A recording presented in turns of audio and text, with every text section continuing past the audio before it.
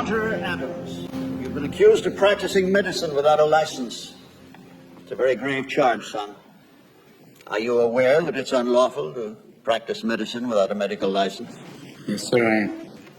Are you aware that running a medical clinic without the proper licensing can place both you and the public in a great deal of danger? Is a home a clinic, sir? If you are admitting patients and treating them, physical location is irrelevant. Sir, will you define treatment for me? Yes, treatment would be defined as the care of a patient seeking medical attention. Have you been treating patients, Mr. Adams? Well, sir, I live with several people. They come and go as they please. I offer them whatever help I can. Mr. Adams, have you or have you not been treating patients at your ranch? Everyone who comes to the ranch is a patient, yes. And every person who comes to the ranch is also a doctor. Every person who comes to the ranch is in need of some form of physical or mental help. They're patients. But also every person who comes to the ranch is in charge of taking care of someone else. Whether it's cooking for them, cleaning them, or even a simple task as listening. That makes them doctors. I use that term broadly, gentlemen, but is not a doctor someone who helps someone else? When did the term doctor get treated with such reverence as, oh, right this way, Dr. Smith, or, excuse me, Dr. Scholes, what wonderful foot pads, or, pardon me, Dr. Patterson, but your flatulence has no odor. At what point in history did a doctor become more than a trusted and learned friend who visited and treated the ill? Now, you ask me if I've been practicing medicine. Well, if this means opening your door to those in need, those in pain, caring for them, listening to them, applying a cold cloth until a fever breaks. If this is practicing medicine, if this is treating a patient, then I am guilty as charged, sir. Did you consider the ramifications of your actions? What if one of your patients had died? What's wrong with death, sir? What are we so mortally afraid of? Why can't we treat death with a certain amount of humanity and dignity and decency and, God forbid, maybe even humor? Death is not the enemy, gentlemen. If we're going to fight a disease, let's fight one of the most terrible diseases of all, indifference. Now, I've sat in your schools and heard people lecture on transference and professional distance. Transference is inevitable, sir. Every human being has an impact on another. Why don't we want that in a patient-doctor relationship? That's why I've listened to your teachings and I believe they're wrong. A doctor's mission should be not just to prevent death, but also to improve the quality of life. That's why you treat a disease, you win, you lose. You treat a person, I guarantee you'll win, no matter what the outcome. Now here today, this room is full of medical students.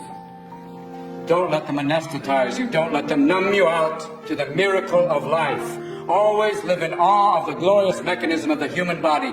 Let that be the focus of your studies and not a quest for grades, which will give you no idea what kind of doctor you will become. Mr. Adams, please turn and Don't press wait the till you're ball. on the ward to get your humanity back. Start your interviewing skills now. Start talking to strangers. Talk to your friends. Talk to wrong numbers. Talk to everyone. Mr. Adams! And cultivate friendships with those amazing people standing in the back of the room.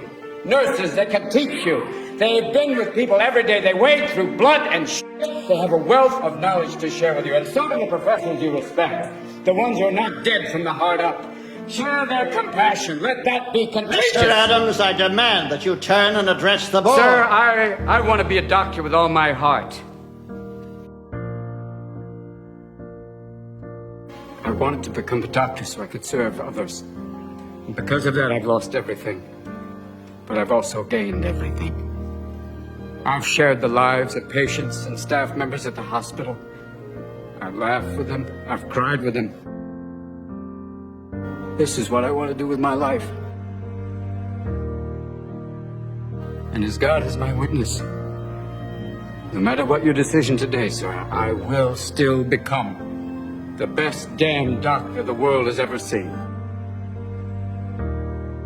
Now, you have the ability to prevent me from graduating. You can keep me from getting the title and the white coat. But you can't control my spirit, gentlemen. You can't keep me from learning. You can't keep me from studying. So you have a choice. You could have me as a professional colleague, passionate, or you can have me as an outspoken outsider, still adamant. Either way, I'll probably still be viewed as a thorn. But I promise you one thing. I am a thorn that will not go away. We will adjourn briefly. Hunter Adams. We find your methods less than appealing. Your appearance and your demeanor do not reflect what we believe is necessary to earn a patient's trust and respect. You openly accuse us of adhering to time-honored practices that for years have been the backbone of the entire medical institution. However, we find no fault in your attempts to improve the quality of life around you. We find no fault in your desire to expand upon existing medical practices and theories. We applaud your love of the patient. Your grades are among the highest in your class, and therefore we find no merit in the decision to block your graduation from medical school.